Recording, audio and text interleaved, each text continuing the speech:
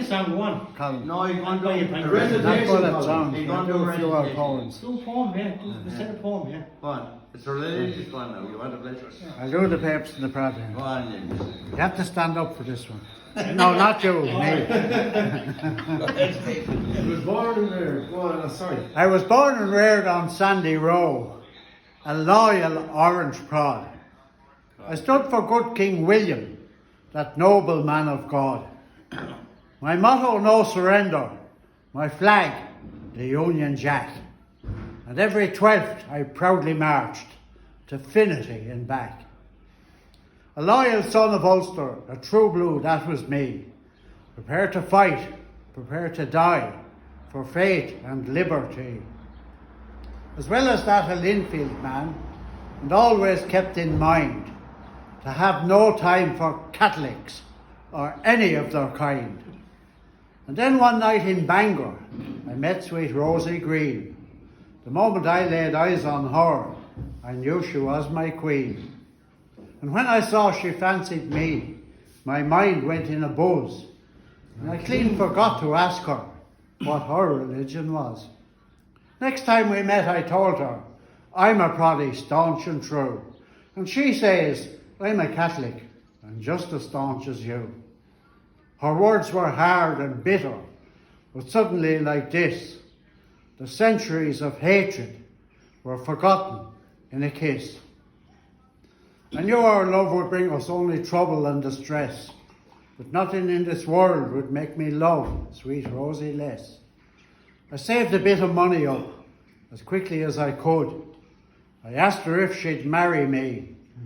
God, she said she would. Then the trouble really started. Her folks went raving mad. And sure, when mine found out about it, they were twice as bad. My father said that from that day, he'd hang his head in shame.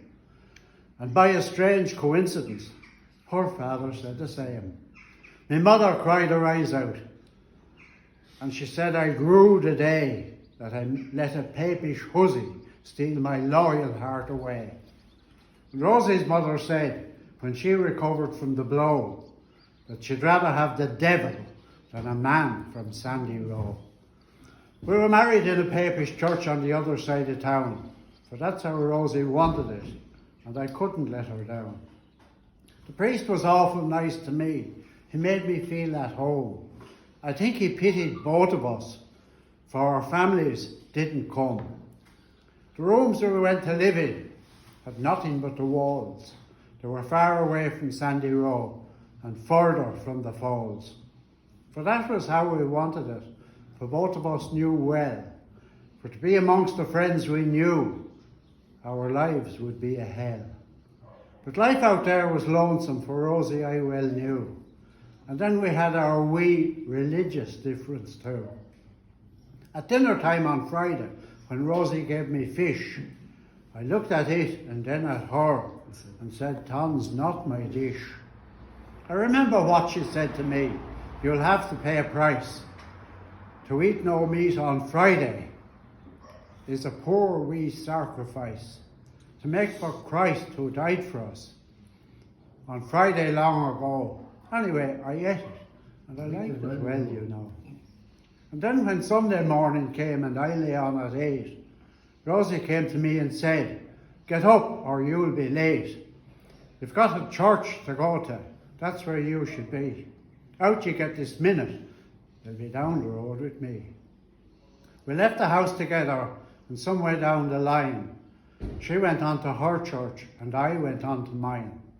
But all throughout the service, although we were apart, I felt that we were worshipping together in my heart.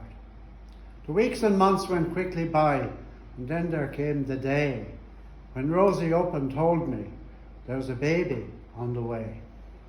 We went down on our knees that day to thank the Lord above and to ask for the child 2 blessings of tolerance and love.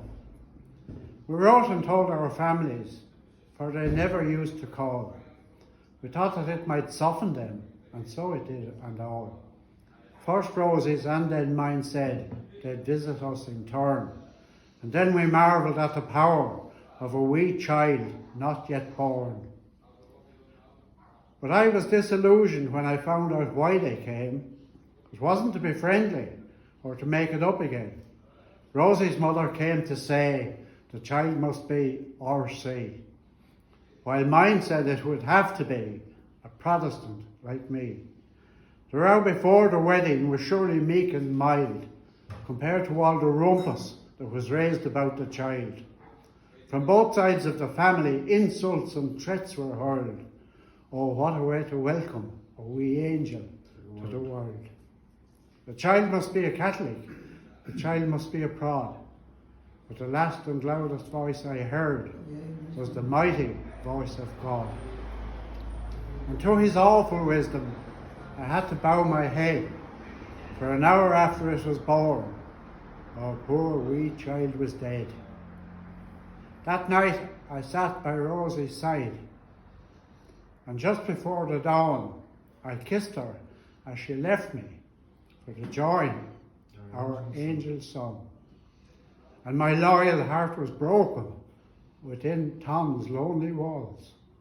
Oh, where the hell's the Shankill? Or where the hell's the Falls?